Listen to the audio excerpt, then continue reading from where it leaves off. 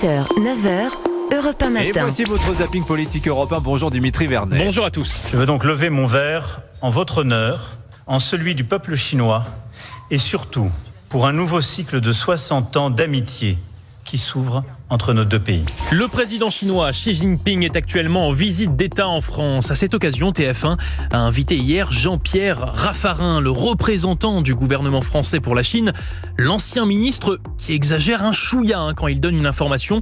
Plus c'est gros, plus ça passe. Macron et Xi Jinping, c'est sans doute les deux personnalités qui se sont le plus parlé ces dernières années. Oui, de la bonne flûte chinoise dans cette anecdote. Lui en joue très bien également, c'est notre charmeur de serpent, le président Emmanuel Macron, qui à l'occasion d'une conférence de presse avec le président chinois a de nouveau enfilé son costume de chef de guerre. Et sincèrement, on n'arrive plus à le suivre, Emmanuel. Sans sécurité pour l'Ukraine, il ne peut y avoir de sécurité de l'Europe. Pour autant, nous ne sommes en guerre ni contre la Russie ni contre le peuple russe.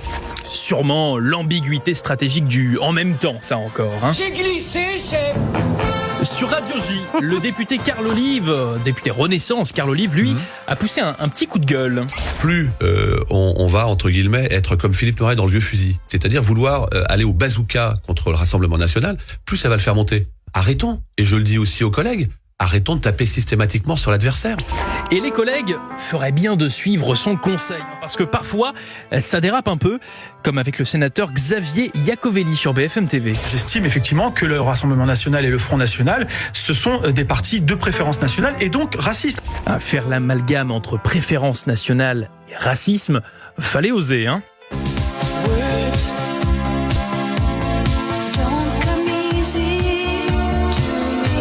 Hier, également, Valérie Ayé présentait son programme pour les élections européennes.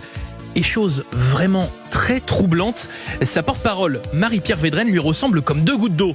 Je ne rigole pas, hein. Nous avons encore plus besoin d'Europe dans la période qui s'ouvre. Nous sommes ceux qui sommes crédibles pour l'avancer et pour le concrétibiliser. Là encore, nous y arriverons et nous serons ceux qui ont fait en sorte que l'Europe n'est plus un naïf. Nous sommes avec Pascal Canfin, avec Valérie Harrier. Alors, je ne dis pas que ce sont les mêmes personnes. Hein. Je dis juste qu'on ne les a jamais vus au même endroit, au même moment. C'est un peu ça. Hein. Il y a eu de la cacophonie au début, il faut le dire. Enfin, on termine par une parole que les manifestants de Sciences Po feraient bien d'écouter, non pas en mono mais en stéréo, celle de Sarah Knafo de Reconquête sur Europe 1 et CNews. Si on soutient la cause palestinienne et qu'on n'est pas idéologisé comme vous dites, ça veut dire qu'on doit s'attaquer aux responsables de ce que vivent les Palestiniens. Et ces responsables, ils portent un nom, ça s'appelle le Hamas. Et ça fait du bien d'entendre des choses justes, parfois, dans le zapping. Merci Dimitri Vernet, votre zapping politique européen à retrouver partout sur les réseaux sociaux, sur europe1.fr.